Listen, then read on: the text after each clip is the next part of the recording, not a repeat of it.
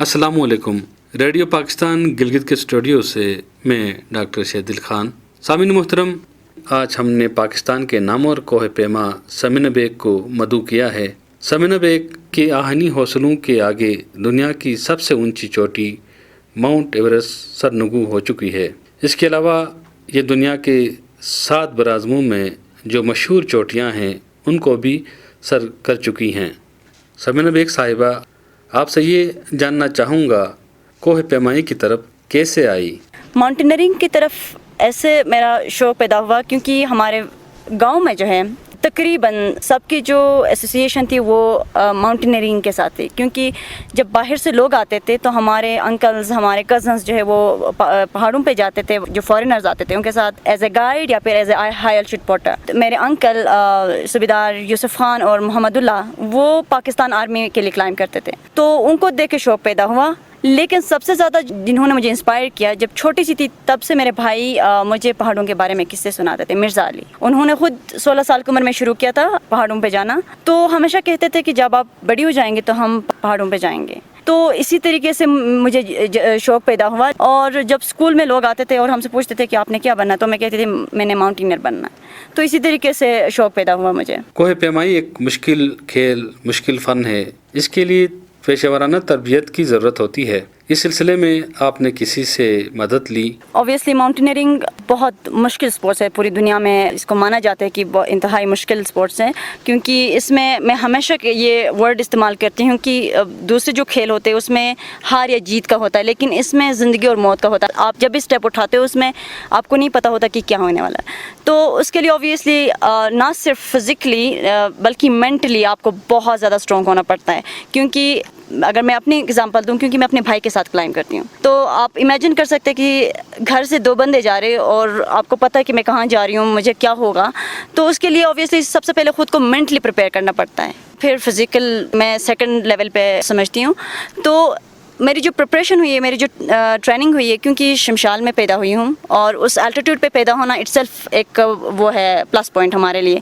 اور جس tough condition میں میری اپ برنگنگ ہوئی ہے، میں پہاڑوں پہ جاتی تھی لکڑی لانے کے لیے، اور گرمیوں میں جب چھٹیاں ہوتی تھی تو میری امی جاتی تھی پاسچرز میں، کیونکہ 5 مہینے وہاں پہ مال مویشیوں کے ساتھ گزارتے ہیں خواتین. تو اسی طریقے سے فزیکل ٹریننگ ہوئی ہے، لیکن جو ٹیکنیکل ٹریننگ ہوئی ہے وہ اوبویسلی بھائی نے وہیں سے میری جو ٹیکنیکل ٹریننگ ہے وہ اسٹارٹ. کب آپ نے محسوس کیا کہ کوہ پیمائی کا آغاز باقاعدہ طور پر کرنا ہے؟ یقیناً اس سفر کے دوران بہت سے مشکلات کا سامنا بھی آپ کو ہوا ہوگا. 2010 میں نے اسٹارٹ کیا، اور پھر 2010 میں فرسٹ ایکسپیڈیشن پہ گئی، پھر ونٹرز میں گئی میں ایکسپیڈیشن پہ، اور پھر 2011 میں ہم نے ایک اور ایکسپیڈیشن آرگنائز کیا ایک انکلائن پیک پہ، جس کا ہم نے نام رکھا پیک کا ماؤنٹ ایکوٹی، کیونکہ ہم ایکوالٹی کے لیے کام کر رہے تھے، ایکوالٹی کو پروموٹ کرنے کی کوشش کر رہے تھے ہمارے سوسائٹی میں. ہم تو پھر 2012 میں جب ہم گئے تھے اسپینٹک پیک پہ، وہاں سے ہم نے پلان بنایا تھا کہ ہم ایوریسٹ جائیں گے، کیونکہ 2013 میں جو تھا وہ ایوریسٹ کا 60th اینیورسری ہو رہا تھا. ان 60 سالوں میں پاکستان سے کسی خاتون نے ایوریسٹ اٹمپٹ نہیں کیا تھا. ایوریسٹ کا مطلب کوئی بھی 7000 پیک یا 8000 پیک اٹمپٹ نہیں کیا تھا. تو ہمارا یہ تھا کہ اس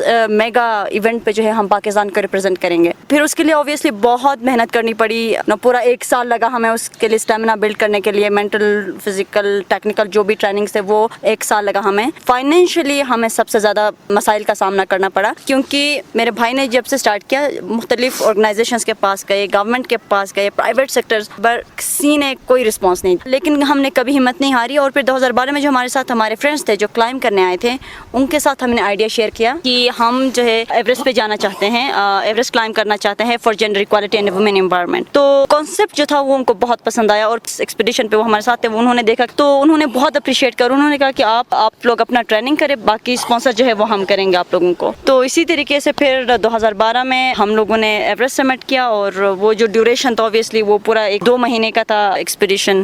اس میں 42 ڈیز ہم نے بیس کیمپ میں گزارے. پھر اس میں ہمارا جو اکلیمیٹائزیشن کیمپ 1 گئے ہم، پھر کیمپ 2 واپس آ گئے بیس کیمپ. جب آپ نے दुनिया की बुलंद तरीन चोटी को सर किया, पाकिस्तान का सबसे लाली परचम वहाँ पर लहराने का एजाज आपको हासिल हुआ, क्या एहसासात थे उस वक्त? ऑब्वियसली वो लफ्ज़ों में बयान करना मुश्किल है, क्योंकि बंदा जो फील करता है, एंड ऑब्वियसली इतने मुश्किलात के बाद, इतनी स्ट्रगल के बाद जब समिट पे पहुंची तो मैं लिटरली रो रही थी। एंड ऑब्वियसली अल्लाह का शुक्र अदा किया मैंने, और हाथ में जब पाकिस्तान का परचम लहराया तो वो मेरे लिए सबसे मतलब ज़िंदगी भर वो मैं मोमेंट भूल नहीं सकती, क्योंकि बीइंग फर्स्ट पाकिस्तानी वुमेन। और आप काबिलियत और सलाहियतों के एतबार से पाकिस्तानी ख़वातीन को कहाँ पे देखती हैं? पाकिस्तानी ख़वातीन में कोई टैलेंट की कोई कमी नहीं है, किसी भी फील्ड में वो किसी से पीछे नहीं है, मतलब कोई टैलेंट की कमी नहीं है, हर फील्ड में काम कर रहे हैं, लेकिन उसको आगे लाने की ज़रूरत है, उनको अप्रिशिएट करने की ज़रूरत है, उनको मौका की ज़रूरत है, ताकि उनमें जो भी एबिलिटीज़ है, जो भी सलाहियत है, वो प्रूव कर सके कि उनमें है। पाकिस्तान में कोहे पैमाई का जो स्कोप है, इस हवाले से आप क्या कहेंगी? पाकिस्तान में कोपमाई का जो स्कोप, मतलब अभी जो यंग जनरेशन है, जो यूथ है, इसकी तरफ बहुत ज़्यादा मोटिवेट हो रहे हैं। शुरू में तो ऑब्वियसली करते थे लोग माउंटेनियरिंग, जो फॉरेनर्स के साथ जाते थे, लेकिन पूरा पाकिस्तान लेवल पे इतना ज़्यादा लोगों को अवेयरनेस नहीं था माउंटेनियरिंग के बारे में या फिर ट्रैकिंग के बारे में, अपने मुल्क को एक्सप्लोर करने के बारे में। लेकिन अभी क्योंकि सोशल मीडिया है, 2010 में जब हमने फर्स्ट एक्सपीडिशन किया था तो उसका हमने डॉक्यूमेंट्री बनाया था समीना मुहिम चश्किन सार के नाम से, और वो टीवी पे चला। तो इसी तरीके से हम लोग जो भी एक्सपीडिशंस करते थे उसका हम लोग शॉर्ट डॉक्यूमेंट्री बनाते थे, हम लोग वीडियोस बनाते और सोशल मीडिया पे डालते। तो अभी बहुत ज़्यादा रुझान माउंटेनियरिंग की तरफ आ रहे हैं और ट्रैकिंग की तरफ यूथ की ज़्यादा इन्वॉल्वमेंट हो रही है। जान जोखों का इस खेल के दौरान कोई ऐसा यादगार लम्हा या वाक़या हमारे सुनने वालों के साथ शेयर करना चाहोगी? लम्हा था कैंप 4 के नीचे येलो बैंड के, उसको जब मैं क्रॉस कर रही थी तो मेरा सारा एनर्जी जो है वो ख़त्म हो गया था, और जब मैं स्टेप्स ले रही थी तो मेरी जो टांगे तो वो बिल्कुल शिवरिंग हो रही थी और मैं स्लिप हो गई। अगर मैं रॉप अप नहीं होती या फिर सेफ्टी नहीं होती तो मैं मतलब पता नहीं कितने फिट बुलंदी से मैं गिरी हुई होती, लेकिन क्योंकि मेरा वो रॉप अप था, सेफ्टी थी, तो फिर मैंने दोबारा वो सेफ्टी, और मैं काफ़ी नीचे गई। फिर मेरा जो शेरपा था वो आके उन्होंने मुझे उठाया और फिर ट्रैक पे लेके आए, और वो बहुत अजीब मोमेंट जब अब भी मैं याद करती हूँ ना तो मुझे बहुत डर लगता है, क्योंकि वो इतना मतलब मुझे समझ नहीं आ रहा था कि क्या हो रहा है। एकदम से मेरा पाँव स्लिप हो गया, लेकिन फिर वो डबल सेफ्टी बनाया हमने। और जब हम कैंप 4 पहुँचे तो वहाँ पे मौसम ख़राब हो गया, और 5 दिन हम टेंट के अंदर, मतलब बाहर जा ही नहीं सकते थे हम, तो 5 दिन टेंट के अंदर, और वो 3 दिन का खाना, वो भी उसमें सुबह का नाश्ता और दोपहर में हम कोई बिस्किट वगैरह चॉकलेट वगैरह ले रहे थे, और फिर शाम को चावल। तो वो बहुत ज़्यादा मुश्किल हो रहा था, और हमें लगा 1 दिन बचा था हमारे पास, तो हमने कहा कि मतलब नहीं हो सकता, क्योंकि शायद पहाड़ हमें एक्सेप्ट नहीं कर रहा, शायद नहीं होगा ये। तो वो बहुत ज़्यादा प्रेशर था हम पे कि अगर समिट नहीं होगा तो फिर क्या होगा, वो जितने भी इवेंट्स है ये वो। कोहे पैमाई की इस सनत को गिलगित बल्तिस्तान में या पाकिस्तान में फ़रोग देने के लिए हुकूमती सतह पर किस किस्म की इकदाम की ज़रूरत आप महसूस करती हैं? देखिए, हमारी जो गवर्नमेंट है उनका ऑब्वियसली बहुत बड़ा रोल हो सकता है इस टूरिज़्म। ये टूरिज़्म एक पूरी इंडस्ट्री है, और अगर हम इसको फ्रेंडली बनाएंगे, टूरिस्ट फ्रेंडली इन्वायरमेंट बनाएंगे, तो ऑब्वियसली बहुत सारे लोग आएंगे यहाँ पे, और हमारा जो इकोनॉमी है वो बढ़ेगा ऑब्वियसली। और अगर हम नॉर्थ की बात करें तो लोगों की जो सोर्स ऑफ इनकम है वो टूरिज़्म है, तो यहाँ पे जितना ज़्यादा लोग आएंगे, लोगों की जो रोज़गार है वो बढ़ेगा, और उनकी ऑब्वियसली फिर वो उनके बच्चों की जो तालीम जो भी है वो इसी पे डिपेंड करते हैं। तो हमारी जो गवर्नमेंट है, एक तो वीज़ा पॉलिसी जो है वो सॉफ्ट करने की ज़रूरत है, दूसरे की इंफ्रास्ट्रक्चर बेटर करने की ज़रूरत है। आप पाकिस्तान की एक मिसाली खातून हैं। रेडियो पाकिस्तान के इस माइक्रोफोन के ज़रिए पाकिस्तान में रहने वाले और दुनिया भर में रहने वालों को क्या कहना चाहोगी?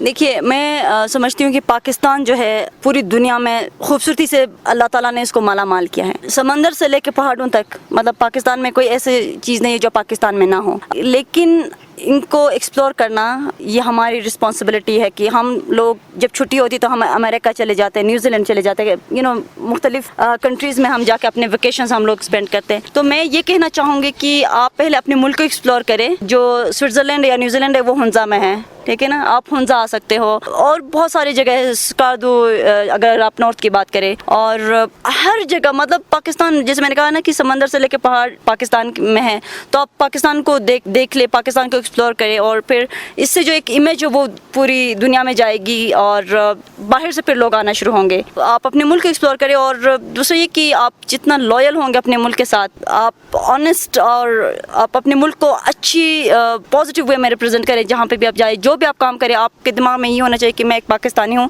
اور میرے ہر ایکٹ سے جو ہے نا پاکستان کی جو امیج ہے وہ پوری دنیا میں جاتی ہے. تو پاکستان کو جو ہے نا آپ نے جو بھی فیلڈ ہو اس میں آپ نے پازیٹیو وے میں ریپرزینٹ کرنا. سمینہ بیگ صاحبہ, آپ کا بہت بہت شکریہ, آپ نے اس خصوصی پروگرام میں شرکت کی. سامعین محترم, پاکستان کی اولین خاتون کوہ پیما سمینہ بیگ کی انٹرویو سن رہے تھے. اس کے ساتھ پروگرام کے میزبان اور پروڈیوسر ڈاکٹر شہدل خان کو اجازت دیجیے. اللہ حافظ.